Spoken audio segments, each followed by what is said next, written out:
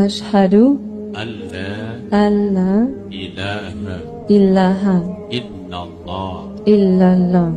அஸ்ஸலாமு அலைக்கும் அன்பார்ந்த உறவுகளே. ஒரு காலம் இருந்தது, அமெரிக்கா போன்ற நாடுகளில் இஸ்லாத்துக்கு எதிராக பல காழ்ப்புணர்ச்சிகளை மேற்கொண்டே இருந்தார்கள். இஸ்லாம் என்பது பெண்களுக்கு சுதந்திரத்தை மறுக்கிறது, அது ஒரு தீவிரவாத தன்மையுள்ள ஒரு மார்க்கம், மதம் என்று அதிகமானவர்கள் அந்த விடயத்தை பரப்பிய வண்ணமும் இருந்தார்கள். ஆனால் காலம் செல்ல செல்ல அவர்கள் சொன்ன ஒவ்வொரு விடயங்களும் தலைகீழாக மாறியிருக்கிறது என்பதுதான் உண்மையான ஒரு விடயம்.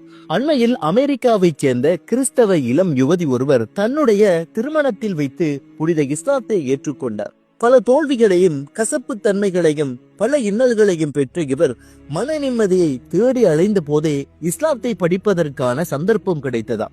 அதன் பிறகு இஸ்லாமிய நண்பரை திருமணம் செய்து கொண்டு அந்த திருமணத்தில் வைத்தே இஸ்லாத்தை தழுவிருக்கிறார். இந்த காணொளி சமூக ஊடகங்களில் நல்ல வரவேற்பையும் பெற்றிருக்கிறது. இந்த தம்பதிகளுக்கு அதிகமான பாராட்டுகளையும் உலக மக்கள் தெரிவித்த வண்ணம் இருக்கிறார்கள். அண்மையில் இவ்விருவரும் புனித மக்காவுக்கு உம்ரா கடமைக்காக வந்தார்கள் என்பதும் குறிப்பிடத்தக்க ஒரு